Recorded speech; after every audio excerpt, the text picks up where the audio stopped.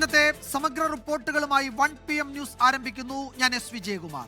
ലൈംഗിക പീഡന ഭ്രൂണഹത്യാ കേസുകളിൽ രാഹുൽ മാങ്കൂട്ടത്തിൽ MLA-യുടെ മുൻകൂർ ജാമ്യാപേക്ഷയിൽ കോടതിയിൽ നിർണായക വാദം പുരോഗമിക്കുന്നു.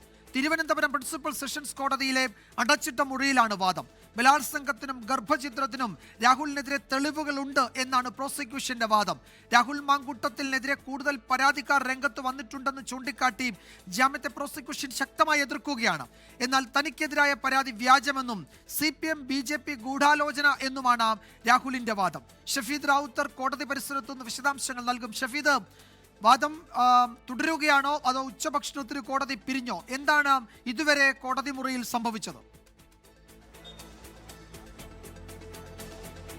വിജയകുമാർ, നിലവിൽ ഇപ്പോൾ തിരുവനന്തപുരം പ്രിൻസിപ്പൽ സെഷൻസ് കോടതി ഡിജിറ്റൽ രേഖകൾ ഈ കേസുമായി ബന്ധപ്പെട്ട് രാഹുൽ മാങ്കൂട്ടത്തിന്റെ മുൻകൂർ ജാമ്യാപേക്ഷ പരിഗണിക്കവേ, അതിൽ വാദപ്രതിവാദങ്ങൾ നടക്കവേ ഡിജിറ്റൽ രേഖകൾ പരിശോധിക്കുന്ന നീക്കത്തിലേക്ക് കോടതി കടന്നിരിക്കുന്നു എന്നുള്ളതാണ് ഏറ്റവും ശ്രദ്ധേയമായിട്ടുള്ള കാര്യം. ഏതാണ്ട് 11:40 രാഹുൽ മാങ്കൂട്ടത്തിലുമായി ബന്ധപ്പെട്ട അദ്ദേഹത്തിന്റെ മുൻകൂർ ജാമ്യാപേക്ഷയുമായി ബന്ധപ്പെട്ട കേസ് കോടതി പരിഗണിക്കുന്നത്. അതിനുശേഷം ഇത്രയും മണിക്കൂർ, 1 മണിക്കൂറിലധികം അടച്ചിട്ട കോടതി മുറിക്കുള്ളിൽ നടപടികൾ തുടരുകയാണ്. നേരത്തെ ആദ്യം പരിഗണിച്ചത് ഇരുഭാഗത്തിന്റെയും, പ്രോസിക്യൂഷന്റെയും പ്രതിഭാഗത്തിന്റെയും അടച്ചിട്ട മുറിയിൽ ഈ കേസ് കേൾക്കണം എന്നുള്ള ആവശ്യമായിരുന്നു. ഹർജി പരിഗണിച്ചത് അനുവദിച്ച ശേഷമാണ് 11:40 മുൻകൂർ ജാമ്യാപേക്ഷയിൽ വാദപ്രതിവാദങ്ങൾ തുടങ്ങിയത്. പ്രോസിക്യൂഷനും പ്രതിഭാഗവും സമാനമായി ഒരേപോലെ അവരുടെ വാദങ്ങൾ ശക്തമായി തന്നെ ഇക്കാര്യത്തിൽ പറഞ്ഞു എന്നുള്ളതാണ് ഏറ്റവും പ്രധാനപ്പെട്ട കാര്യം. അതിൽ തന്നെ പ്രോസിക്യൂഷന്റെ വാദങ്ങൾ ഇവയായിരുന്നു. അതായത് നിർബന്ധിത ഗർഭചിത്രം നടത്തിയതിന് തെളിവുകളുണ്ടെന്നായിരുന്നു പ്രോസിക്യൂഷൻ ആദ്യം വാദിച്ചത്. അതുകൊണ്ട് തന്നെ ജാമ്യം അനുവദിക്കുന്നത് തെളിവുകൾ നശിപ്പിക്കാൻ കാരണമായേക്കാമെന്നും പ്രോസിക്യൂഷൻ പറഞ്ഞിരുന്നു. കൂടാതെ പോലീസ് റിപ്പോർട്ടിൽ ഗുരുതരമായിട്ടുള്ള പരാമർശങ്ങളുണ്ട്. പ്രതിക്കെതിരെ മെഡിക്കൽ തെളിവുകളും ഡിജിറ്റൽ തെളിവുകളും ഉണ്ടെന്നും പ്രോസിക്യൂഷൻ കോടതിയെ അറിയിച്ചു. ഗർഭചിത്രത്തിനും അതേപോലെ നിർബന്ധിത അശാസ്ത്രീയ ഗർഭചിത്രത്തിനും ബലാത്സംഗത്തിനും രാഹുലിനെതിരെ തെളിവുകൾ ഉണ്ടെന്നായിരുന്നു പ്രോസിക്യൂഷന്റെ വാദം. അതിനിടെ അന്വേഷണവുമായി സഹകരിക്കുമെന്ന് രാഹുലിന്റെ അഭിഭാഷകൻ കോടതിയെ അറിയിച്ചു. തനിക്കെതിരായ ആരോപണങ്ങളും കേസും രാഷ്ട്രീയ പ്രേരിതമാണെന്നും രാഹുൽ മാങ്കൂട്ടത്തിന് വേണ്ടി ഹാജരായ മുതിർന്ന അഭിഭാഷകൻ ശാസ്തമംഗലം അജിത് കുമാർ കോടതിയെ പറഞ്ഞിട്ടുണ്ട്. മാത്രമല്ല, ആ ഘട്ടത്തിലാണ് പ്രോസിക്യൂഷൻ അവരുടെ വജ്രായുധം എടുത്ത് പ്രയോഗിച്ചത്. അതായത് രാഹുൽ മാങ്കൂട്ടത്തിനെതിരെ കൂടുതൽ പരാതികൾ വന്നിട്ടുണ്ടെന്നും കഴിഞ്ഞ ദിവസം KPCC പ്രസിഡന്റ് ലഭിച്ച പരാതി സംസ്ഥാന പോലീസ് മേധാവി വഴി ഈ അതിജീവിതക്കെതിരെയുള്ള കേസ് അന്വേഷിക്കുന്ന അതേ സംഘത്തിന് തന്നെ ലഭിച്ചിട്ടുണ്ട്. ഇയാൾ ഒരു ഹാബിച്വൽ ഒഫൻഡർ ആണ് എന്നൊക്കെയുള്ള കാര്യങ്ങൾ പ്രോസിക്യൂഷൻ അപ്പോൾ കോടതിയെ ധരിപ്പിക്കുന്ന കാര്യമുണ്ടായി. അതിനിടയിലാണ് രാഹുൽ മാങ്കൂട്ടത്തിന്റെ അഭിഭാഷകൻ സീൽഡ് കവർ പരിശോധിക്കണമെന്നുള്ള ആവശ്യം ഉന്നയിച്ചത്.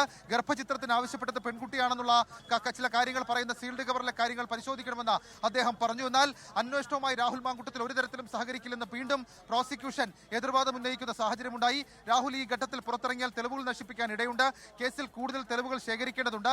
രാഹുൽ സ്ഥിരം കുറ്റവാളിയാണ്. മാത്രവുമല്ല, ഈ കേസ് രജിസ്റ്റർ ചെയ്തതിനു ശേഷം രാഹുൽ മാങ്കൂട്ടത്തിൽ സംസ്ഥാനത്തിന് പുറത്ത് ഒളിവിൽ കഴിയുകയാണ്. പിന്നെ എങ്ങനെ ഇയാൾ അന്വേഷണവുമായി സഹകരിക്കും എന്നൊക്കെയുള്ള കാര്യങ്ങൾ പ്രോസിക്യൂഷൻ കോടതിയിൽ പറഞ്ഞിരുന്നു. ഏതായാലും അതടക്കമുള്ള കാര്യങ്ങളുണ്ട്. കോടതി പറയുന്ന ഏത് നിബന്ധനയും അംഗീകരിക്കാമെന്ന് രാഹുലിന്റെ അഭിഭാഷകൻ പറഞ്ഞതോടുകൂടിയാണ് ഡിജിറ്റൽ രേഖകൾ പരിശോധിക്കുന്ന നടപടികളിലേക്ക് ഇപ്പോൾ കോടതി കടന്നിട്ടുള്ളത്. പ്രിൻസിപ്പൽ സെഷൻസ് കോടതി കടന്നിട്ടുള്ളത് എന്നുള്ളതും ശ്രദ്ധേയമായിട്ടുള്ള കാര്യം. ഇനി പ്രോസിക്യൂഷൻ കോടതിയിൽ ഉന്നയിച്ച വളരെ പ്രധാനപ്പെട്ട പോയിന്റുകളിൽ മറ്റു ചിലത് ഇങ്ങനെയായിരുന്നു.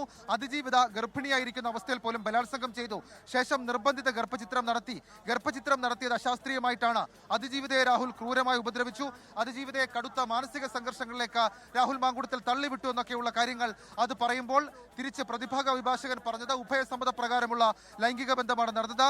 രാഹുലിനെതിരെ നടക്കുന്ന രാഷ്ട്രീയ ഗൂഢാലോചനയാണ്. പരാതിക്കാരി ചാറ്റുകളും കോളുകളും റെക്കോർഡ് ചെയ്ത് സൂക്ഷിച്ചെന്നൊക്കെയുള്ള കാര്യങ്ങൾ പ്രതിഭാഗവും പറഞ്ഞു. അങ്ങനെ തിരിച്ചടി എന്ന രീതിയിൽ അടച്ചിട്ട മുറിയിൽ വാദപ്രതിവാദങ്ങൾ തുടരുകയാണ്. അതിനിടയിലാണ് ഡിജിറ്റൽ രേഖകൾ പരിശോധിക്കാൻ കോടതി തീരുമാനിച്ചപ്പോൾ ഡിജിറ്റൽ രേഖകൾ പരിശോധിച്ചു വരുന്നത്. സാധാരണ ഇത്തരം കേസുകൾ സെഷൻസ് കോടതിയിൽ വരുമ്പോൾ കാര്യമായ സമയമെടുത്തൊരു വാദപ്രതിവാദം കൊടുക്കില്ല. എന്നാൽ ഈ കേസ് പ്രത്യേകമായി കണ്ട തിരുവനന്തപുരം സെഷൻസ് കോടതി ഇക്കാര്യത്തിൽ ആഴത്തിൽ പരിശോധന, അല്ലെങ്കിൽ രണ്ട് ഭാഗങ്ങളും സമർപ്പിച്ചിട്ടുള്ള ഡിജിറ്റൽ രേഖകളുടെ അടക്കം ആഴത്തിലുള്ള പരിശോധന നടത്തുന്നത്.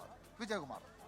ഷഫീദ്, സാധാരണ ഒരു ജാമ്യാപേക്ഷയിൽ ആ കേസിന്റെ മെറിറ്റിലേക്ക് ആഴത്തിൽ കടന്ന പരിശോധന നടത്താറില്ല മുൻകൂർ ജാമ്യാപേക്ഷകളിൽ സാധാരണ. പക്ഷേ ചിലപ്പോൾ കോടതിക്ക് വ്യത്യസ്ത പാരാമീറ്ററുകൾ ഉപയോഗിക്കേണ്ടി വരികയും ചെയ്യും. ഈ കേസിൽ വലിയ മാധ്യമ ശ്രദ്ധയും ഒക്കെ ഉള്ളതാണ്. വളരെ ഗൗരവത്തോടു കൂടി കോടതി അത് പരിഗണിക്കുന്നുണ്ട്. ഏതാണ്ട് 1 മണിക്കൂറിലധികമായി മുൻകൂർ ജാമ്യാപേക്ഷയിൽ വാദം കേൾക്കുകയാണ്. ഇതിൽ ഇതുവരെ വന്ന തെളിവുകൾ മുഴുവൻ കോടതി പരിശോധിക്കുന്നുണ്ട് എന്നാണോ? അടച്ചിട്ട കോടതിയിലാണ് വാദം നടക്കുന്നതെങ്കിലും പ്രോസിക്യൂഷനും പ്രതിഭാഗവും കൊടുത്ത വിവരങ്ങൾ, തെളിവുകൾ, ഡിജിറ്റൽ രേഖകൾ അടക്കം ഈ മുൻകൂർ ജാമ്യാപേക്ഷയുടെ ഘട്ടത്തിൽ പരിഗണിക്കുന്നത് കുറച്ച് അസാധാരണ സാഹചര്യമാണെന്ന് തോന്നുന്നു, അല്ലേ?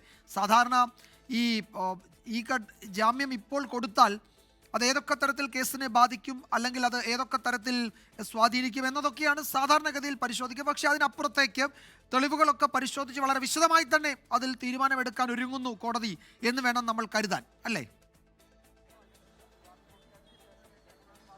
വിജയകുമാർ, ഉറപ്പായിട്ടും. കാരണം സെഷൻസ് കോടതിയിൽ ഇത്തരം കാര്യങ്ങൾ അത് അപൂർവമാണ് എന്ന് തന്നെ പറയേണ്ടി വരും. കാരണം പീഡന കേസ് അതല്ലെങ്കിൽ ഭ്രൂണഹത്യ കേസൊക്കെ വരുമ്പോൾ സാധാരണഗതിയിൽ ഈ പരാതിക്കാരുടെ മൊഴിയുടെ സ്ട്രെങ്ത്നെസ്, അതായത് അവരുടെ മൊഴി എത്രത്തോളം ശക്തമാണ്, പോലീസ് അതുവരെ ശേഖരിച്ച തെളിവുകൾ, പോലീസ് റിപ്പോർട്ട്, ഇതാണ് പ്രധാനമായും പരിഗണിക്കുന്നത്. പക്ഷേ ഇതൊരു പ്രത്യേക കേസായി കോടതി പരിഗണിക്കുന്നു എന്ന് വേണം മനസ്സിലാക്കാൻ. അതുകൊണ്ട് തന്നെയാണ് ഒരു മണിക്കൂറിലധികം വാദപ്രതിവാദം നടക്കുകയും അതിനുശേഷം കോടതി ഡിജിറ്റൽ രേഖകൾ പരിശോധിക്കുന്ന നടപടികളിലേക്ക് കടക്കുകയും ചെയ്തിട്ടുള്ളത്. ഇനി ഇക്കാര്യത്തിൽ ഞാൻ നേരത്തെ സൂചിപ്പിച്ചതുപോലെ തന്നെ പ്രോസിക്യൂഷന് മുൻപിൽ കൃത്യമായിട്ടുള്ള ക്രസുകൾ പലതരത്തിലുണ്ടായിരുന്നു. അതിൽ ഏറ്റവും പ്രധാനമാണ് രാഹുൽ മാങ്കുട്ടി നിലവിൽ ഒളിവിൽ കഴിയുന്നു, സംസ്ഥാനത്തിന് പുറത്തെന്നുള്ള വാദം. രണ്ടാമത്തേത്, ഇയാൾ ഒരു ഹാബിച്വൽ ഒഫൻഡർ ആണെന്ന് തെളിയിക്കാൻ ഇന്നലെ അടക്കം പുറത്തേക്ക് വന്ന പുതിയ പരാതി, ആ പരാതിക്കാരുടെ വിവരങ്ങൾ, ആ പരാതിയിൽ പോലീസ് എടുക്കുന്ന ആക്ഷൻസ്, ആ പരാതി കറങ്ങിത്തിരിഞ്ഞ അവസാനം ഈ പ്രത്യേക സംഘത്തിന്റെ കയ്യിൽ തന്നെ വന്നു ചേർന്നു എന്നുള്ള കാര്യം, അതും ഈ കേസ് അന്വേഷണത്തിൽ നിർണായകമാണെന്നുള്ള കൂട്ടിച്ചേർക്കലുകൾ, അതൊക്കെ ഉണ്ടായിരുന്നു. ഇനി മൂന്നാമത്തെ കാര്യം, ഈ പോലീസ് ഈ അന്വേഷണം ആരംഭിച്ച് ഈ പെൺകുട്ടിയുടെ മൊഴിയിൽ കേസെടുത്ത ശേഷം അന്വേഷണം ആരംഭിച്ച് അവർ ശേഖരിച്ച തെളിവുകളാണ്. അതിലാണ് ഈ പറയുന്നത് അശാസ്ത്രീയ ഗർഭചിത്രം നടത്തിയതിന് കൊടുത്ത ടാബ്ലറ്റുകളുടെ വിവരങ്ങൾ, അതിനുശേഷം ഈ പെൺകുട്ടിയെ ചികിത്സിച്ച സ്വകാര്യ ആശുപത്രിയിലെ ഡോക്ടർമാരുടെ മൊഴികൾ, ആശുപത്രി വിവരങ്ങൾ, ഈ ആശുപത്രിയുടെ ചികിത്സാ രേഖകൾ ഉൾപ്പെടെയുള്ള കാര്യങ്ങൾ, അതും പോലീസ് റിപ്പോർട്ടിൽ ഉണ്ട് എന്നുള്ളത് ഏറ്റവും ശ്രദ്ധേയമായിട്ടുള്ള കാര്യം. മാത്രമല്ല ഇതിലേറെ പ്രധാനം, ഈ വാദപ്രതിവാദത്തിന്റെ ഒരു ഘട്ടത്തിൽ രാഹുൽ മാങ്കൂട്ടത്തിൽ അന്വേഷണവുമായി സഹകരിക്കുന്നില്ലെന്നും തെളിവ് നശിപ്പിക്കാനുള്ള ശ്രമം നടത്തുന്നുവെന്നും ഒക്കെ പറഞ്ഞ പ്രോസിക്യൂഷൻ വാദിച്ചത് പാലക്കാട്ടെ രാഹുൽ മാങ്കൂട്ടത്തിന്റെ ഫ്ളാറ്റിലെ CCTV DVR അതടക്കമുള്ള കാര്യങ്ങൾ നശിപ്പിക്കപ്പെട്ട നിലയിൽ, അതല്ലെങ്കിൽ അത് ഡിലീറ്റ് ചെയ്ത നിലയിൽ കാണപ്പെട്ടു, അന്വേഷണ സംഘത്തിന് അതിനകത്തുനിന്ന് വിവരമെടുക്കാൻ കഴിഞ്ഞില്ല എന്നൊക്കെയുള്ള കാര്യങ്ങൾ പറഞ്ഞു. അങ്ങനെ വളരെ വിശദമായിട്ടുള്ള കാര്യങ്ങൾ പറഞ്ഞുകൊണ്ടുള്ള വാദപ്രതിവാദമാണ് കോടതിയിൽ നടന്നത്. അതിനുശേഷമാണ് ഈ ഡിജിറ്റൽ രേഖകൾ പരിശോധിക്കുന്നത്.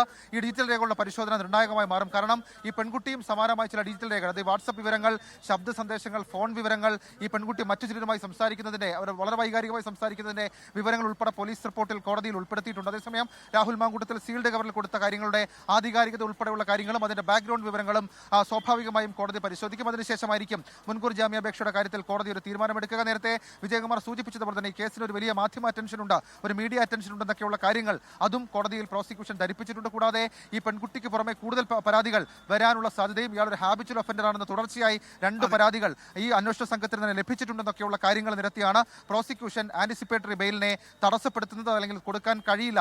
കാരണം ഇനിയും തെളിവ് ശേഖരണം ബാക്കിയുണ്ട്. ഈ കേസിന്റെ ഇനിഷ്യൽ സ്റ്റേജാണ്. ആ സ്റ്റേജിൽ ഈ കേസിലെ പ്രധാന പ്രതിക്ക് ജാമ്യം അനുവദിച്ചാൽ, മുൻകൂർ ജാമ്യം അനുവദിച്ചു കഴിഞ്ഞാൽ ഈ പ്രതി പ്രിവിലേജുകൾ ഉപയോഗിച്ചുകൊണ്ട് സാക്ഷികളെ സ്വാധീനിക്കാനും അതേപോലെ തന്നെ പരാതിക്കാരിയെ തന്നെ ഇക്കാര്യത്തിൽ മറ്റേതെങ്കിലും തരത്തിൽ മിസ്ലീഡ് ചെയ്യാനും ഒക്കെയുള്ള സാധ്യതയുണ്ടെന്ന് പ്രോസിക്യൂഷൻ കോടതിയിൽ ആവർത്തിച്ച് വാദിക്കുന്നത്. ഏതായാലും അതടക്കമുള്ള വാദമുഖങ്ങൾ കോടതി പരിഗണിക്കുമെന്നുള്ള കാര്യം ഉറപ്പ്.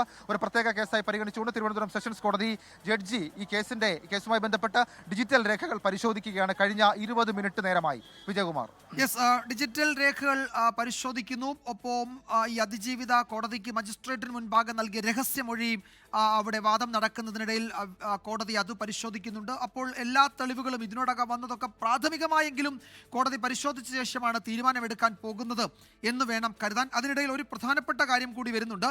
ഈ ഇന്നലെ വന്ന പുതിയ പരാതി അത് അന്വേഷണത്തിനായി കൈമാറിയിരിക്കുന്നു. KPCC DGPക്ക് നൽകിയ രാഹുൽ മാങ്കൂട്ടത്തിനെതിരായ പുതിയ പരാതി DGP SITക്ക് കൈമാറിയിരിക്കുകയാണ്. അതും ഈ കേസ് അന്വേഷണത്തിൽ ഈ ഘട്ടത്തിൽ വളരെ നിർണായകമാണ്. SIT പരാതിക്കാരിയെ കണ്ടെത്തി മൊഴി രേഖപ്പെടുത്തി മറ്റൊരു FIR രജിസ്റ്റർ ചെയ്ത് പുതിയൊരു കേസായി മുന്നോട്ട് പോകാൻ ഒരുങ്ങുന്നു. അതിന്റെ ഭാഗമായി DGP ആ പരാതി പ്രത്യേക അന്വേഷണ സംഘത്തിന് കൈമാറിയെന്ന പ്രധാനപ്പെട്ട ഒരു ഇപ്പോൾ തിരുവനന്തപുരം ബ്യൂറോ നൽകുന്നുണ്ട്. നമ്മൾ ഇതിന്റെ അനുബന്ധ റിപ്പോർട്ടുകളിലേക്ക് തന്നെയാണ് പോകുന്നത്. രാഹുൽ മാങ്കൂട്ടത്തിനെതിരെയുള്ള പുതിയ പീഡന പരാതി പ്രത്യേക സംഘത്തിന് കൈമാറിയെന്ന് ഞാൻ നേരത്തെ സൂചിപ്പിച്ചല്ലോ. അതിന്റെ വിശദാംശങ്ങളിലേക്കാണ് നമ്മൾ കടക്കുന്നത്. യുവതി മൊഴി നൽകിയാൽ കേസ് രജിസ്റ്റർ ചെയ്യും. മൊഴി നൽകാൻ തയ്യാറായില്ലെങ്കിൽ കേസെടുക്കുന്നതിനുള്ള മറ്റ് സാധ്യതകൾ, നിയമോപദേശം ഉൾപ്പെടെ തേടാൻ ഒരുങ്ങുകയും ചെയ്യുന്നുണ്ട്. ഷഫീദ് ഒരിക്കൽ കൂടി തുടരുന്നു വിവരങ്ങളുമായി. ഷഫീദ്, KPCC പ്രസിഡന്റിന് ലഭിച്ച പരാതിയാണ്. ആ പരാതി DGPക്ക് കൈമാറുന്നു. DGP അത് SITക്ക് കൈമാറുന്നു. പരാതിക്കാരി അന്വേഷണവുമായി സഹകരിക്കാൻ തയ്യാറാണെന്ന സൂചന അവർ ഇന്നലെ നൽകിയ ആ പരാതിയിൽ പറയുന്നുണ്ട്. ക്രൈംബ്രാഞ്ചിന് ചില വിവരങ്ങൾ നൽകിയെന്നും അതിൽ പരാമർശമുണ്ട്. നൽകിയോ എന്ന് നമുക്കറിയില്ല. മറ്റൊരു FIRന് കൂടി കളമൊരുങ്ങുന്നു അല്ലേ? വിജയകുമാർ, ഉറപ്പായിട്ടും അതായത് ഈ പരാതിയുടെ ആധികാരികത പരിശോധിച്ച ഈ പെൺകുട്ടിയെ സമീപിച്ച് അവർക്ക് മൊഴി നൽകാൻ താല്പര്യമുണ്ടെങ്കിൽ കേസുമായി മുന്നോട്ട് പോകും. അതല്ലെങ്കിൽ KPCC പ്രസിഡന്റ് വന്ന ഈ മൊഴിയിൽ KPCC പ്രസിഡന്റിനെ ഇൻസിസ്റ്റ് ചെയ്ത് അല്ലെങ്കിൽ അദ്ദേഹത്തിന്റെ ഭാഗത്ത് നിന്ന് അന്വേഷണം ആരംഭിക്കാൻ നിലവിൽ ഇപ്പോൾ അന്വേഷണ സംഘം തീരുമാനിച്ചിട്ടുണ്ട്. ആ വാർത്തകൾ നമ്മൾ ഇന്ന് രാവിലെ നമ്മളത് വാർത്ത ബ്രേക്ക് ചെയ്ത് നൽകുകയും ചെയ്തിട്ടുണ്ട്. നിലവിൽ ഇപ്പോൾ കോടതിയിൽ നിന്ന് പുതിയ അപ്ഡേഷനുകൾ വരുന്നുണ്ട്. രണ്ട് പ്രധാനപ്പെട്ട കാര്യങ്ങൾ ഈ തിരുവനന്തപുരം സെഷൻസ് കോടതിയിൽ ഈ അല്ലെങ്കിൽ ജാമ്യത്തിന്മേൽ വാദം കേൾക്കുമ്പോൾ ഒന്നാമത്തേത് രഹസ്യമൊഴി രേഖപ്പെടുത്തുന്നു. Neyyattinkara additional chief judicial magistrate കോടതി 7 പെൺകുട്ടിയുടെ രഹസ്യമൊഴി രേഖപ്പെടുത്തിയതാണ്. ആ രഹസ്യമൊഴി ഇപ്പോൾ അടച്ചിട്ട കോടതിക്ക് മുൻപാകെ വായിക്കുന്നു എന്നുള്ളതാണ് ഒന്നാമത്തെ കാര്യം. രണ്ടാമത്തേത് പ്രോസിക്യൂഷൻ വീണ്ടും ഇക്കാര്യത്തിൽ വാദം ഉന്നയിക്കുന്നുണ്ട്. അത് പെൺകുട്ടിയുടെ കുടുംബ പ്രശ്നങ്ങൾ പ്രതി മുതലെടുത്തു. അതായത് നമുക്കറിയാം ഈ പെൺകുട്ടി തന്നെ അവരുടെ പരാതിയിലടക്കം പറഞ്ഞ വളരെ പ്രധാനപ്പെട്ട ഒരു കാര്യമായിരുന്നു, ഭർത്താവുമായി അകന്നു കഴിയുന്ന സമയത്ത് ഗാർഹിക പീഡന കാര്യങ്ങളടക്കമുള്ള കാര്യങ്ങൾ അത് പങ്കുവയ്ക്കാനാണ് MLA-യുമായി പരിചയപ്പെട്ട് തുടങ്ങിയതെന്നൊക്കെയുള്ള കാര്യങ്ങൾ പറയുന്നുണ്ട്. അപ്പോൾ ഈ പെൺകുട്ടിയുടെ കുടുംബ പ്രശ്നങ്ങൾ പ്രതി മുതലെടുത്തു എന്നുള്ള കാര്യം ഇപ്പോൾ പ്രോസിക്യൂഷൻ കോടതിയെ അറിയിച്ചിരിക്കുന്നു. ഇത് മറ്റൊരു ടേണാണ്, ഈ വാദമുഖങ്ങളുടെ മറ്റൊരു ടേണായി നമുക്ക് കാണാൻ സാധിക്കും. കാരണം ഇതുവരെ നമ്മൾ രാഹുൽ മാങ്കൂട്ടത്തിലടക്കം അദ്ദേഹത്തിന്റെ മുൻകൂർ ജാമ്യ ഹർജിയിൽ പറഞ്ഞത് പെൺകുട്ടി വിവാഹിതയാണെന്നുള്ള കാര്യം മറച്ചുവെച്ചു എന്നൊക്കെയുള്ള കാര്യങ്ങളാണ്. എന്നാൽ അതിൽ തന്നെ രാഹുൽ മാങ്കൂട്ടത്തിൽ പറയുന്നുണ്ടായിരുന്നു ഈ ഗാർഹിക പീഡന വിവരങ്ങൾ പങ്കുവച്ചാണ് പരിചയപ്പെടുന്നതെന്ന്. അപ്പോൾ സ്വാഭാവികമായും അത് പ്രോസിക്യൂഷൻ ആയുധമാക്കുന്നു എന്ന് വേണം മനസ്സിലാക്കാൻ. പെൺകുട്ടിയുടെ കുടുംബ പ്രശ്നങ്ങൾ പ്രതി മുതലെടുത്തു എന്നുള്ളതാണ് ഏറ്റവും പ്രധാനപ്പെട്ട കാര്യം. നഗ്നചിത്രങ്ങളും ദൃശ്യങ്ങളും പ്രതി ഫോണിൽ പകർത്തി ഭീഷണിപ്പെടുത്തി എന്നുള്ള കാര്യം പ്രോസിക്യൂഷൻ ഇപ്പോൾ കോടതിയിൽ പറഞ്ഞിരിക്കുന്നു. ഏറ്റവും ഒടുവിൽ വിജയകുമാർ, നമുക്ക് കോടതിയിൽ നിന്ന് അപ്ഡേറ്റ് ചെയ്യാൻ കഴിയുന്ന വിവരം, ഈ കേസിന്റെ വാദം രാഹുൽ മാങ്കൂട്ടത്തിലെ മുൻകൂർ ജാമ്യാപേക്ഷയിന്മേൽ തിരുവനന്തപുരം സെഷൻസ് കോടതിയിൽ നടന്ന വാദം പൂർത്തിയായി എന്നുള്ള വളരെ പ്രധാനപ്പെട്ട ഒരു വിവരം പുറത്തേക്ക് വരുന്നുണ്ട്. ഡിജിറ്റൽ തെളിവുകളടക്കമുള്ള കാര്യങ്ങൾ നിരീക്ഷിച്ച ശേഷം കോടതിയിൽ പ്രോസിക്യൂഷന്റെയും അതേപോലെ തന്നെ പ്രതിഭാഗത്തിന്റെയും വാദങ്ങൾ പൂർത്തിയായിരിക്കുന്നു. അല്പസമയത്തുള്ള ഇക്കാര്യത്തിലെ കോടതി തീരുമാനം നമുക്ക് അറിയുകയും ചെയ്യാം. വിജയകുമാർ. യെസ്, വാദം പൂർത്തിയായിരിക്കുകയാണ്. പ്രോസിക്യൂഷനും പ്രതിഭാഗവും വളരെ വിശദമായി തന്നെ ഒരു മുൻകൂർ ജാമ്യാപേക്ഷയിൽ സാധാരണ കാണാറുള്ളതിനപ്പുറത്തേക്ക് തെളിവുകൾ നിരത്തി വാദം നടത്തിയിരിക്കുകയാണ്. വാദം പൂർത്തിയായി. കോടതി എപ്പോഴാണ് ഇതിൽ വിധി പറയുന്നത്, ഇന്ന് തന്നെ വിധി പറയുമോ അതോ മറ്റൊരു ദിവസത്തേക്ക് മാറ്റിവെക്കുമോ എന്നതടക്കം അല്പസമയത്തിനകം നമുക്കറിയാൻ കഴിയും. അതിലേക്ക് നമ്മൾ വൈകാതെ ഒരിക്കൽ കൂടി വരും. അതേസമയം മറ്റു ചില പൊളിറ്റിക്കൽ ഡെവലപ്മെന്റ്സ് കൂടി ഇതിൻ്റെ ഭാഗമായുണ്ട്. അതിലേക്കാണ് ഇനി നമ്മൾ പോകുന്നത്. രാഹുൽ മാങ്കൂട്ടത്തിലിനെ പാർട്ടിയിൽ നിന്ന് പുറത്താക്കാൻ കോൺഗ്രസ് നേതൃത്വത്തിനു മേൽ സമ്മർദ്ദം. ഉചിതമായ നടപടിയെടുക്കാൻ ഹൈക്കമാൻഡ് നിർദ്ദേശിച്ചിട്ടും തീരുമാനം വൈകിപ്പിക്കുകയാണ് KPCC നേതൃത്വം. ആലോചിക്കാതെ ഒരു നടപടിയുമില്ല എന്ന് ആവർത്തിക്കുകയാണ് KPCC അധ്യക്ഷൻ സണ്ണി ജോസഫ്. ആലോചിച്ച് തീരുമാനമെടുക്കുമെന്ന് പ്രതിപക്ഷ നേതാവ് VD സതീശനും പ്രതികരിച്ചു. ആ പ്രതികരണങ്ങളിലേക്ക്. ഞങ്ങൾ ആലോചിച്ച് തീരുമാനിക്കേണ്ട, ഞാൻ ഒറ്റയ്ക്കല്ല, ആലോചിച്ച് തീരുമാനിക്കണം. ഞങ്ങളത് ആലോചിച്ച്, ഞാൻ പറഞ്ഞല്ലോ നേരത്തെ, ഞങ്ങൾ അത്തരം കാര്യങ്ങൾ ഓരോ സംഭവത്തിൻ്റെയും പുരോഗതി അനുസരിച്ച് ഗൗരവം അനുസരിച്ച് തക്ക സമയത്ത് ആലോചിച്ച് തീരുമാനിക്കും. ഞങ്ങൾ എടുത്ത നടപടിയെ നിങ്ങൾ മാനിക്കുന്നില്ലേ? അല്ലല്ല, അതിനൊക്കെ അതിൻ്റേതായ പ്രോസസ്സുണ്ട്. പുറത്താക്കലിനൊക്കെ അതിൻ്റെ പ്രൊസീജിയറുണ്ട്. പാർട്ടി ഒരിക്കലും പ്രതിരോധത്തിലല്ല. പാർട്ടി നടപടി എടുത്തില്ലായിരുന്നെങ്കിൽ പാർട്ടി പ്രതിരോധത്തിലായനെ, ഉറപ്പായിട്ട്. പാർട്ടി നടപടി എടുത്തപ്പോൾ പാർട്ടി ഒരു പ്രതിരോധത്തിലുമില്ല. ആദ്യത്തെ മുഖ്യമന്ത്രിക്ക് കൊടുത്ത പരാതിയുടെ കോപ്പി ഞങ്ങൾക്ക് കിട്ടി. ഇപ്പൊ രണ്ടാമതൊരു പരാതി ഞങ്ങൾക്ക് KPCC പ്രസിഡന്റിന് വന്നു. അദ്ദേഹം അത് അപ്പോൾ തന്നെ DGPക്ക് അത് ഫോർവേഡ് ചെയ്തു. ഇനി ആ പരാതിയെക്കുറിച്ച് ഞങ്ങൾ വിശദമായി ചർച്ച ചെയ്യും. ഞങ്ങൾ അതിന്റെ വിവിധ വശങ്ങൾ അറിയട്ടെ. ഒരു പരാതി നമുക്ക് വന്നതല്ലേ, പേര് പോലും ഇല്ലാത്ത പരാതിയാണ്. എങ്കിലും നമ്മൾ അന്വേഷിക്കണം. നമ്മൾ അന്വേഷിച്ച് നമ്മൾ ഉചിതമായ തീരുമാനം ഉചിതമായ സമയത്ത് പാർട്ടി എടുക്കും. അതിനിടെ രാഹുലിനെതിരെ കടുത്ത നടപടി ആവശ്യപ്പെട്ട ഒരു വിഭാഗം നേതാക്കൾ രംഗത്തെത്തിയിട്ടുണ്ട്. ബ്രഹ്മാസ്ത്രം പ്രയോഗിക്കേണ്ട സമയമായി എന്നും പുകഞ്ഞ കൊള്ളി പുറത്തെന്നും K മുരളീധരൻ തുറന്നടിച്ചു. പാർട്ടി ഏൽപ്പിച്ച കാര്യങ്ങൾ ചെയ്യാൻ നിർവഹിക്കാത്ത ആൾ പാർട്ടിക്ക് പുറത്താണ്. പാർട്ടി ഏൽപ്പിച്ച് ജനങ്ങൾക്ക് വേണ്ടി പ്രവർത്തിക്കാനാണ്, അല്ലാതെ മതിലയാടാനല്ല. ഇനി ചില നേതാക്കന്മാരൊന്നുമില്ല, പുകഞ്ഞ കൊള്ളി പുറത്ത്. ആ പുകഞ്ഞ കൊള്ളിയോട് സ്നേഹമുള്ളവർക്കും പുറത്തു പോവാം. ഞങ്ങളെ സംബന്ധിച്ച് ഈ പൊക്കിൾ കോഴി ബന്ധം വിച്ഛേദിച്ചു കഴിഞ്ഞാൽ പിന്നെ ഞങ്ങൾക്ക് അതിൽ ഒരു ഉത്തരവാദിത്വമില്ല. പിന്നെ അദ്ദേഹം തുടരണോ വേണ്ടെന്നൊക്കെ തീരുമാനിക്കുന്നതും സാഹചര്യങ്ങൾ അനുസരിച്ച് തീരുമാനിക്കേണ്ടത് സ്പീക്കറാണ്. ഇപ്പോൾ സസ്പെൻഷനാണ്. തുടർ നടപടികൾ പരിശോധിച്ചുകൊണ്ട് വേണ്ടി വന്നാൽ ശക്തമായിട്ടുള്ള നിലപാട് സ്വീകരിക്കുമെന്ന് പറഞ്ഞിട്ടുണ്ട്. അപ്പോൾ ഇപ്പോൾ ഏതാണ്ട് നാടൻ ഭാഷയിൽ പറഞ്ഞാൽ ബ്രഹ്മാസ്ത്രം പ്രയോഗിക്കേണ്ട സമയമായിട്ടുണ്ട്. രാഹുലിനെതിരെ കടുത്ത നടപടി ആവശ്യപ്പെട്ട് കോൺഗ്രസിലെ വനിതാ നേതാക്കളും പരസ്യമായി രംഗത്തെത്തി. ഇത് സംബന്ധിച്ച് കോൺഗ്രസ് പാർട്ടിക്ക് വ്യക്തതയുണ്ട്. വളരെ അപകടകരമായ രീതിയിൽ സമൂഹത്തിന് വളരെ പ്രയാസകരമായിട്ടുള്ള പ്രവർത്തനങ്ങളുമായി മുന്നോട്ട് പോകുന്ന രാഹുൽ മാങ്കൂട്ടത്തിനെ പാർട്ടിയിൽ നിന്ന് പുറത്താക്കണമെന്നുള്ള അഭിപ്രായം ഞാനിവിടെ ആവർത്തിക്കുകയാണ്. ഇപ്പോൾ ഇത്ര പരാതി വന്നു, ഇത്രകൾ ടേപ്സ് ഉണ്ടാകുന്ന ഇതിൽ എൻ്റെ ഒരു സ്ത്രീ ആയിട്ടുള്ള ഇതിൽ രാഹുൽ മാങ്കൂട്ടത്തിന് നമുക്ക് പാർട്ടിയിൽ നിന്ന് പുറത്താക്കണം. അത് മസ്റ്റ് ആയിരിക്കുക. ബിക്കോസ് അദ്ദേഹത്തിൻ്റെ മേലെയുള്ള പരാതി കുറേ ആയിരിക്കുക. കുറേ സ്ത്രീകളും അതും അബോർഷൻ പ്രശ്നങ്ങളും കുറേ ആയിട്ടുള്ള കുറേ കാര്യങ്ങൾ ഞങ്ങൾ കേട്ടു. ഇനി ഇങ്ങനത്തെ ഒരു പുരുഷനെ വെക്കാൻ പാടില്ല പാർട്ടിയിൽ. ജനപ്രതിനിധി ഇങ്ങനെ ആകാൻ പറ്റില്ല. അദ്ദേഹം ഒരു ഉദാഹരണമായിട്ടാണ് മുന്നോട്ട് പോകേണ്ടത്. പാർട്ടിക്ക് മോശമാണ് അദ്ദേഹത്തിന് പാർട്ടിൻ്റെ അകത്ത് വെച്ചാൽ പാർട്ടിയിൽ നിന്ന് പുറത്താക്കണം. ഒരു സ്ത്രീയെങ്കിൽ രാഹുൽ മാങ്കൂട്ടത്തിന്റെ സ്ഥാനത്ത് അവൾക്ക് വേറെ പേരുണ്ടാവുമെന്ന് അത് നിങ്ങൾ മനസ്സിലാക്കണം. ഒരു സ്ത്രീയെങ്കിൽ അവളെ വേറെ പേരിലാന്ന് ജനങ്ങളും പുരുഷന്മാരും കേരളയിൽ വിളിക്കാൻ പോകുന്നത്. ഇത് രാഹുൽ മാങ്കൂട്ടനായോണ്ട്, ഒരു പുരുഷനായോണ്ട് ഇത്ര നാൾ നമ്മൾ സഹിച്ചിരുന്നു. അതാ എനിക്ക് പറയാനുള്ളൂ. കുറ്റക്കാരായി ഒരാളും പാർട്ടിയിൽ തുടരുന്നതിനോട് യോജിക്കാൻ കഴിയില്ല. ഇപ്പോൾ നിലവിൽ അന്വേഷണം വരുന്നു, മറ്റുള്ള പരാതികൾ വന്നിരിക്കുന്നു. ഇതൊരു കൂട്ടായി എടുക്കേണ്ട ഒരു തീരുമാനമാണ്. കോൺഗ്രസ് നേതൃത്വം എത്രയും പെട്ടെന്ന് അതിൻ്റെ അകത്ത് ഒരു തീരുമാനമുണ്ടാകും. തീർച്ചയായിട്ടും പീഡിപ്പിക്കപ്പെടുന്നവരോട് കൂടി അത്തരത്തിൽ പരാതി കൊടുക്കുന്നവരോടൊപ്പമായിരിക്കും കോൺഗ്രസ് പാർട്ടി എല്ലാ കാലത്തും നിന്നിട്ടുള്ളതും. യെസ്, പ്രതികരണങ്ങൾ വരുന്നുണ്ട്.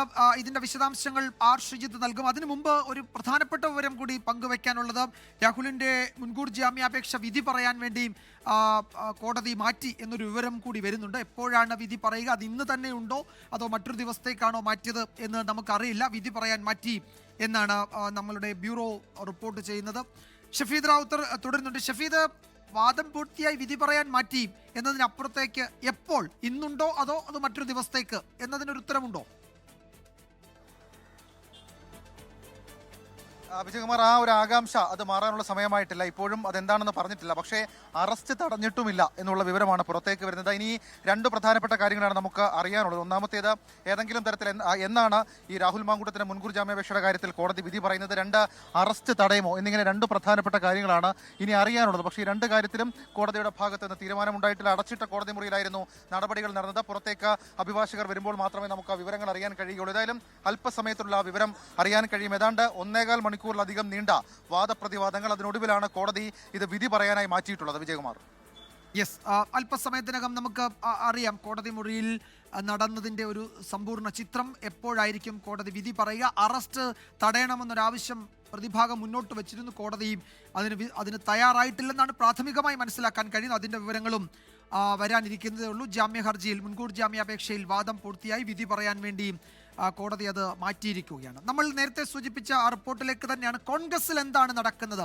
രാഹുൽ മാങ്കൂട്ടത്തിനെ പുറത്താക്കാൻ കോൺഗ്രസ് തയ്യാറാകുമോ?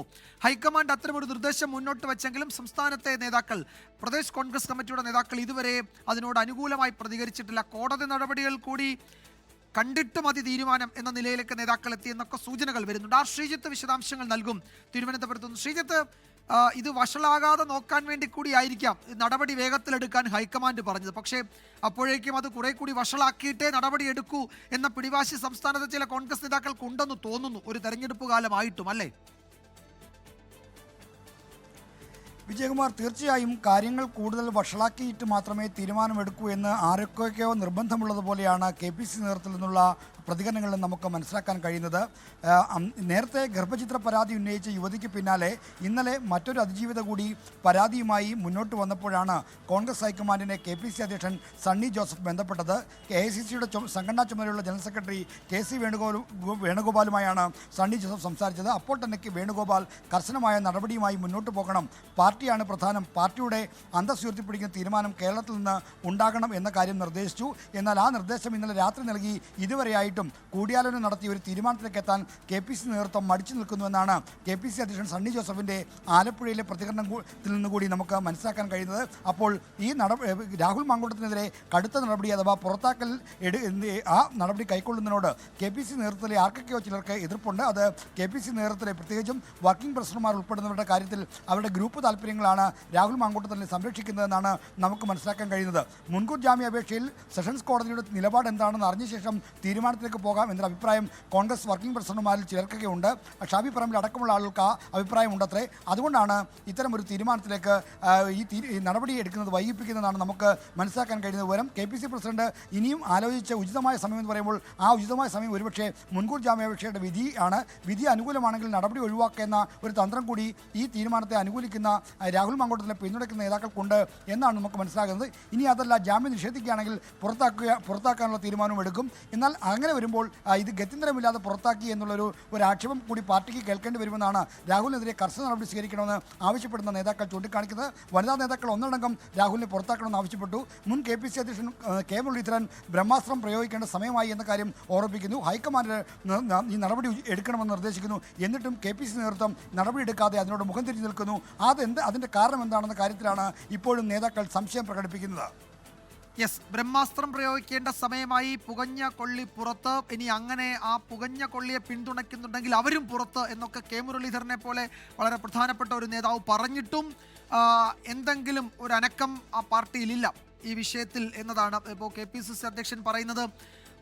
അതിൻ്റെ നടപടിക്രമങ്ങളൊക്കെ പാലിച്ച് സമയമാകുമ്പോൾ തീരുമാനമെടുക്കാം എന്ന് പറയുന്നു. പാർട്ടി ഒരു ഘട്ടത്തിലും പ്രതിരോധത്തിലല്ല എന്ന് പ്രതിപക്ഷ നേതാവ് പറയുന്നു. വനിതാ നേതാക്കളിൽ പ്രധാനപ്പെട്ട നേതാക്കളൊക്കെ മാധ്യമങ്ങളോട് രാഹുൽ മാങ്കൂട്ടത്തിലിനെ പുറത്താക്കണമെന്ന് പറയുന്നു. അജയ് തറയിലിൻ്റെ ഒരു ഫേസ്ബുക്ക് പോസ്റ്റ് അദ്ദേഹവും രാഹുൽ മാങ്കൂട്ടത്തിലിനെ പുറത്താക്കണം എന്ന് പറയുന്നു. അത്തരം ആവശ്യങ്ങൾ, അത്തരം മുറവിളികളൊക്കെ ഒരു ഭാഗത്ത് നടക്കുമ്പോൾ രാഹുൽ മാങ്കൂട്ടത്തിൻ്റെ കാര്യത്തിൽ കോടതി നടപടിക്ക് കാത്തിരിക്കുകയാണോ കോൺഗ്രസ് നേതൃത്വം എന്ന് സംശയവുമുണ്ട്. ശബരിമല സ്വർണ്ണക്കൊള്ളയിൽ പ്രത്യേക അന്വേഷണ സംഘത്തിന് 1 മാസം കൂടി സമയം നീട്ടി നൽകി ഹൈക്കോടതി. അന്വേഷണ സംഘത്തിന്റെ ആവശ്യം പരിഗണിച്ചാണ് ദേവസ്വം ബെഞ്ചിന്റെ തീരുമാനം. കേസിൽ FIR ആവശ്യപ്പെട്ടുള്ള EDയുടെ ഹർജി വീണ്ടും പരിഗണിക്കാൻ മജിസ്ട്രേറ്റ് കോടതിക്ക് ഹൈക്കോടതി നിർദ്ദേശം നൽകി. അതേസമയം കേസിൽ തിരുവിതാംകൂർ ദേവസ്വം ബോർഡ് മുൻ പ്രസിഡന്റ് N വാസുവിന്റെ ജാമ്യാപേക്ഷ കൊല്ലം വിജിലൻസ് കോടതി തള്ളി. ശബരിമല സ്വർണ്ണക്കൊള്ള കേസിൽ 3ാമത്തെ അന്വേഷണ പുരോഗതി റിപ്പോർട്ടാണ് ഇന്ന് കോടതിയിൽ സമർപ്പിച്ചത്. അന്വേഷണം പൂർത്തിയായിട്ടില്ലെന്ന കാര്യവും SP S ശശിധരൻ കോടതിയെ അറിയിച്ചു. കേസിലെ 2 പ്രതികളെ ഇനിയും ചോദ്യം ചെയ്യാനുണ്ട്. തെളിവെടുപ്പും പൂർത്തിയാക്കണം. ഇത് പരിഗണിച്ചാണ് കോടതി 1 മാസം കൂടി സമയം അനുവദിച്ചത്. ഇത് 2ാം തവണയാണ് അധിക സമയം അനുവദിക്കുന്നത്. ശബരിമല സ്വർണ്ണക്കൊള്ള കേസിന്റെ FIR ആവശ്യപ്പെട്ടുള്ള EDയുടെ ഹർജി വീണ്ടും പരിഗണിക്കാൻ മജിസ്ട്രേറ്റ് കോടതിക്ക് ദേവസ്വം ബെഞ്ച് നിർദ്ദേശം നൽകി. നേരത്തെ റാന്നി കോടതി EDയുടെ ഹർജി തള്ളിയിരുന്നു. ഇതിന് പിന്നാലെയാണ് ED ഹൈക്കോടതിയെ സമീപിച്ചത്. ED അന്വേഷണം SITയുടെ അന്വേഷണത്തെ തടസ്സപ്പെടുത്തില്ലെന്ന നിലപാടിലാണ് ഹൈക്കോടതിയുള്ളത്. അതേസമയം കേസിൽ തിരുവിതാംകൂർ ദേവസ്വം ബോർഡ് മുൻ പ്രസിഡന്റ് N വാസുവിന്റെ ജാമ്യാപേക്ഷ തള്ളി. കൊല്ലം വിജിലൻസ് കോടതിയുടേതാണ് നടപടി. വിഷ്ണു സുരേഷ്, 24, കൊച്ചി. ശരണം സന്നിധാനം.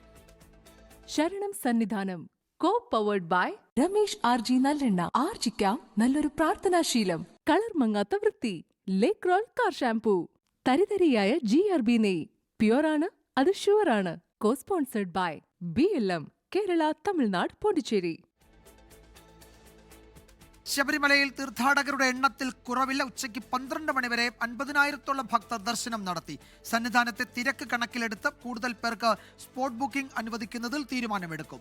ഇന്നലെ മാത്രം 87,320 പേർ ദർശനം നടത്തി. മണ്ഡലകാലം തുടങ്ങി 17 ദിവസം പിന്നിടുമ്പോൾ ശബരിമല ദർശനം നടത്തിയ ആകെ ഭക്തരുടെ എണ്ണം 14.5 ലക്ഷം കടന്നു. തെരഞ്ഞെടുപ്പ് ചൂടിൽ കേരളം. പഞ്ചായത്തിലോട്ട് co-sponsored by വോക്കർ ധരിക്കൂ, നടന്നുകൊണ്ടേയിരിക്കൂ.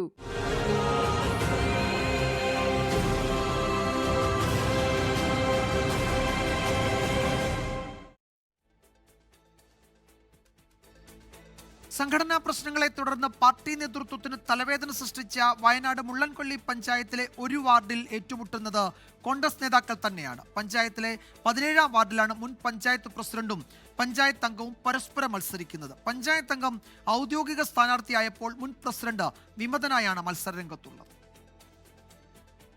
കോൺഗ്രസിന് ഏറ്റവും അധികം ഭൂരിപക്ഷം ലഭിക്കുന്ന വാർഡാണ് മാടൽ. അതിനാൽ തന്നെ സ്ഥാനാർത്ഥി കുപ്പായം തയ്പ്പിച്ചവർ ഏറെയുണ്ട്. 30 പേരാണ് ആദ്യഘട്ടത്തിൽ മത്സര സന്നദ്ധത അറിയിച്ചത്. അത് പിന്നീട് 18ആയി. ഏറ്റവും ഒടുവിൽ എണ്ണം കുറച്ചുകൊണ്ടുവന്ന 2 പേരിലേക്കായി ചർച്ചകൾ. ഒരാൾ മുൻ ഗ്രാമപഞ്ചായത്ത് പ്രസിഡന്റ് ജോസ് കണ്ടന്തുരുത്തി, മറ്റൊരാൾ ഗ്രാമപഞ്ചായത്ത് അംഗം കൂടിയായ തോമസ് പഴുക്കാല. ജില്ലാ നേതൃത്വത്തിന്റെ ഇടപെടലിനൊടുവിൽ ഔദ്യോഗിക സ്ഥാനാർത്ഥിയായത് തോമസ് പഴുക്കാലയാണ്. ഇതോടെ സ്വതന്ത്ര സ്ഥാനാർത്ഥിയായി മത്സരിക്കാൻ ജോസ് കണ്ടന്തുരുത്തി തയ്യാറായി. വാർഡ് കമ്മിറ്റിയെ നോക്കുകുത്തിയാക്കിക്കൊണ്ട് മേലെ നിന്ന് മറ്റു വാർഡിലെ ആളെ ഇവിടെ സ്ഥാനാർത്ഥിയാക്കി കോൺഗ്രസ് പാർട്ടി. ഈ നടപടി ഇവിടുത്തെ കോൺഗ്രസ് പാർട്ടിയുടെ പ്രവർത്തകരും നേതാക്കളും ആരും അംഗീകരിക്കുന്നില്ല. അതുകൊണ്ടാണ് എന്നോട് സ്ഥാനാർത്ഥിയായി മത്സരിക്കണമെന്ന് ഇവിടുത്തെ കോൺഗ്രസ് നേതൃത്വവും ഇവിടുത്തെ പ്രവർത്തകരുമൊക്കെ ആവശ്യപ്പെട്ടത്. പാർട്ടി ഔദ്യോഗികമായി പ്രഖ്യാപിച്ച സ്ഥാനാർത്ഥിക്ക് പിന്നിലാണ് കോൺഗ്രസ് പ്രവർത്തകർ എന്നായിരുന്നു തോമസ് പഴുക്കാലയുടെ പ്രതികരണം. ഇവിടെ സ്ഥാനാർത്ഥി ആരെന്നോ ഏത് വാർഡിൽ നിന്ന് വന്നെന്നോ ഒന്നുമുള്ള ചർച്ചയില്ല. ആയിരിക്കുന്നയാൾ എന്താണ് ചെയ്യാൻ പോകുന്നത് എന്നുള്ള ചർച്ച മാത്രമേ ഉള്ളൂ. മറ്റുള്ള റിബൽ സ്ഥാനാർത്ഥിത്വത്തിനൊന്നും ജനങ്ങളുടെ ഇടയിൽ യാതൊരു സ്വാധീനവും ചെലുത്താൻ കഴിയില്ല. ഇവിടുത്തെ കോൺഗ്രസ് പ്രവർത്തകരും കോൺഗ്രസ് നേതാക്കളും ഈ 17-ാം വാർഡിൽ ഒറ്റക്കെട്ടാണ്. കോൺഗ്രസ് പ്രവർത്തകർ രണ്ട് ചേരിയായാണ് പ്രചാരണ പ്രവർത്തനങ്ങൾ നടത്തുന്നത്. LDF സ്ഥാനാർത്ഥിയായി ഡെനി തോമസും ആം ആദ്മി പാർട്ടി സ്ഥാനാർത്ഥിയായി സിനോജ് കാനാട്ടും BJP സ്ഥാനാർത്ഥിയായി MP ശ്രീലാലുമാണ് ഇവിടെ മത്സരരംഗത്തുള്ളത്. 24 വയനാട്. തൊഴിലധിഷ്ഠിത വിദ്യാഭ്യാസ മേഖലയിലെ 1-ാം സ്ഥാനക്കാരായ ആദി ഗ്രൂപ്പ് ഓഫ് ഇൻസ്റ്റിറ്റ്യൂഷന്റെ 6 ഹൈടെക് ക്യാമ്പസുകൾ ഫെബ്രുവരിയോടെ പ്രവർത്തനം ആരംഭിക്കും. കുറഞ്ഞ കാലയളവിൽ തന്നെ മികച്ച തൊഴിൽ നേടാൻ സാധിക്കുന്ന ഫ്യൂച്ചറിസ്റ്റിക് പ്രോഗ്രാമുകളായ artificial intelligence, machine learning, data science, cyber security, robotics, software programming എന്നിവയിലെ പരിശീലനമാകും വിദ്യാർത്ഥികൾക്ക് നൽകുക. രാജ്യത്ത് ആദ്യമായാണ് ഫ്യൂച്ചറിസ്റ്റിക് ടെക്നിക്കൽ സ്കിൽ ഡെവലപ്മെന്റിന് വേണ്ടി ഇത്രയധികം ക്യാമ്പസുകൾ ഒരുമിച്ച് ആരംഭിക്കുന്നത്. തിരുവനന്തപുരം, എറണാകുളം, പാലക്കാട്, മലപ്പുറം, കോഴിക്കോട് എന്നീ ജില്ലകൾക്ക് പുറമെ ഇന്ത്യയുടെ IT ഹബ്ബായ ബംഗളൂരുവിലും ക്യാമ്പസുകൾ പ്രവർത്തിക്കും. വലിയ തൊഴിലവസരങ്ങളാണ് വിദ്യാർത്ഥികൾക്ക് സൃഷ്ടിക്കാൻ പോകുന്നത് എന്ന് ആദി ഗ്രൂപ്പ് CEO മുഹമ്മദ് ഷാഫി വ്യക്തമാക്കി.